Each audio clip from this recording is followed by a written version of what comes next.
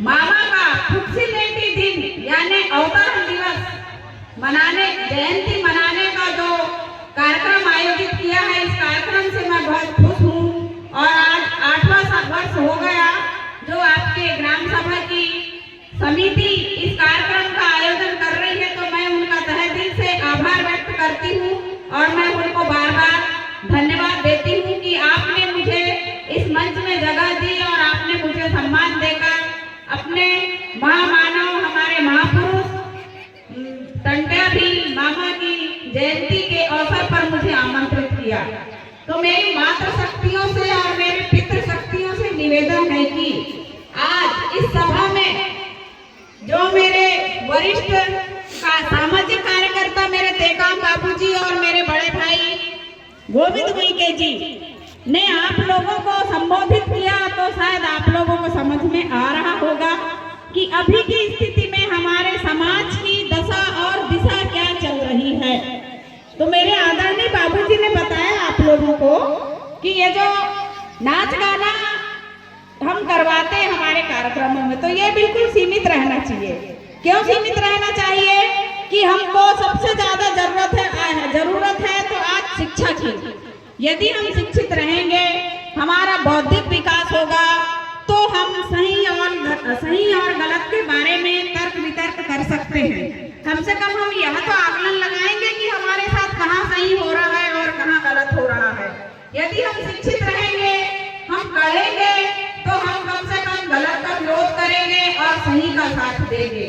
और मेरे आदरणीय उइके भैया ने जो कहा कि हमको हमारे समाज का जो नेतृत्व करता है वो अति संवेदनशील होना चाहिए, और यदि वो सही है और समाज को सही दिशा दे रहा है, तो मैं भी मानना चाहूंगी कि मेरे समाज को उसका साथ देना चाहिए। देना चाहिए कि नहीं? देना चाहिए ना। और यदि आप उसी व्यक्ति की तानाखीनी करेंगे तो फिर वो व्यक्ति आप लोगों का साथ नहीं दे पाएगा। क्यों नहीं दे पाएगा? कि वो फिर परेशान हो जाएगा यदि आप लोग उसका साथ नहीं देंगे तो। और मेरे दादा ने बताया, मेरे तेका बाबूजी ने, कि हमको हमारे महापुरुषों ने जो हमारे लिए सामाजिक व्यवस्था बनाई है, जो संस्कृति बनाई है, हमको उसी सामाजिक व्यवस्था के तहत रहना है और हमको हमारी ही संस्कृति में रहना है। और आज जो हम लोगों का बेड़ा गर्क हो रहा है, तो उसकी वजह कहीं ना कहीं हम लोगों की कमी है, क्योंकि हम लोगों ने दूसरों का दिया हुआ उधारी का ज्ञान अपना लिया और उन्होंने हमारा मजा लिया, मजाक बनाया और हमको आज वो गर्त में डुबोने का काम कर रहे हैं। ये तो भाई आप लोगों को भी धीरे धीरे जानकारी हो रही है, और मैं इस बात के लिए भी खुश हूँ कि अब धीरे धीरे हमारा समाज जागरूकता की ओर बढ़ रहा है, हमारे मातृशक्ति, पितृशक्ति और हमारी युवा शक्ति।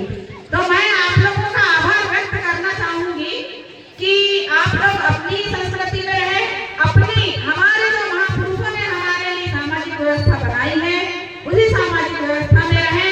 अभी तो शिक्षा का स्तर काफी उठ चुका है। उस समय जब हमारे महापुरुषों ने हमारे समाज को बचाने के लिए, हमारे जल जंगल जमीन को बचाने के लिए जब आंदोलन किया, संघर्ष किया, उन्होंने समाज को संगठित करने का कार्य किया, तो उस समय किसी प्रकार की कोई सुविधा नहीं थी। और उस समय की जब हम सोच रखते हैं तो अभी तो हर प्रकार की सुविधा है। तो क्यों ना हम हमारे महापुरुषों के जैसे हमारे समाज को संगठित करें, उनको जागरूक करें और हमारे समाज की लड़ाई को आगे की ओर ले जाकर हम अपने समाज को सही दिशा देने का काम करें। और वो काम हम कर सकते हैं। कैसे कर सकते हैं? कि जो सही दिशा हमको दे रहे हैं तो हमको उसका साथ देना पड़ेगा। जब हम साथ देंगे तो हम संगठित होंगे तो हमारा बल बढ़ेगा तो स्वाभाविक है हमको सफलता मिलेगी, और हमें जिस कार्य के लिए हम संघर्ष कर रहे हैं तो हम उस कार्य में सफल भी होंगे।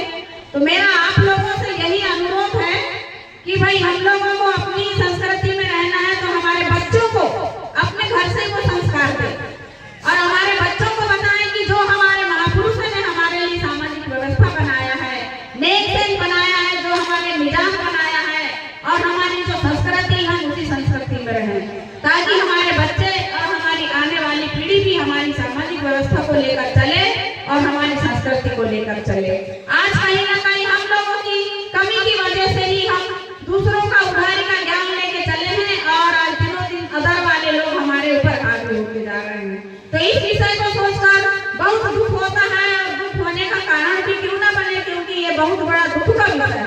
तो इस विषय को जब सोचो तो बहुत दुख होता है कि भाई हमारा समाज कहाँ से कहाँ जा रहा है और हम लोग बैठ के देख रहे हैं और हम लोग कुछ नहीं कर पा रहे हैं।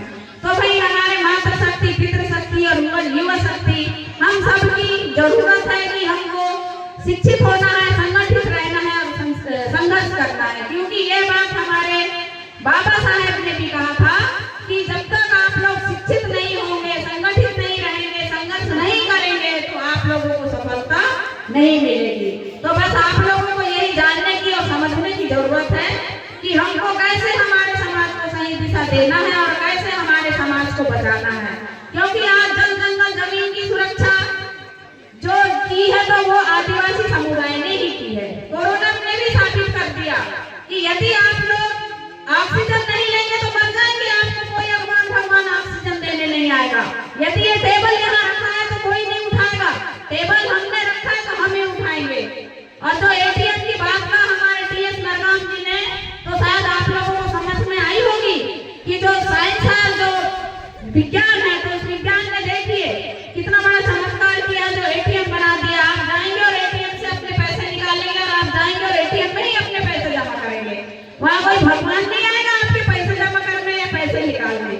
इसलिए साथियों, मेरा तो आप लोगों से अनुरोध है कि आप शिक्षा का स्तर बढ़ाएं, शिक्षा में आगे बढ़ने के लिए अपने बच्चों को मोटिवेट करें, अपने बच्चों को समझाएं, अपनी सामाजिक व्यवस्था और अपनी संस्कृति में रहें। और उसके साथ साथ आप लोग अच्छा व्यवसाय, अच्छा रोजगार की तरफ ध्यान दें ताकि आप लोगों की आर्थिक स्थिति अच्छी बने और आप अपने परिवार में, अपने घर में, अपने समाज में एक बहुत अच्छी जगह बनाएं। और उसके साथ साथ आप लोग नशे से दूर रहें। नशा है कि हमारे समाज को बर्बाद कर रहा है। नशा ने हमारे समाज को कहां से कहां लेके चले गया। तो यही भी प्रभाव हमारे बच्चों पर पड़ता है। जैसा आप अपने घर में करेंगे तो वही प्रभाव बच्चों पर पड़ेगा। तो मेरा यही अनुरोध है कि आप लोग नशा पानी से दूर रहें और हो सके तो अपने बच्चों को व्यवस्थित रखें और उनको अपनी संस्कृति में रखें और उनको संस्कारी बनाएं। आपके घर का माहौल अच्छा रहेगा तो बच्चे भी बिल्कुल संस्कारी बनेंगे और बच्चे भी आगे बढ़ने का प्रयास करेंगे। तो बस इतना कह के मैं अपनी वाणी को विराम देना चाहूंगी और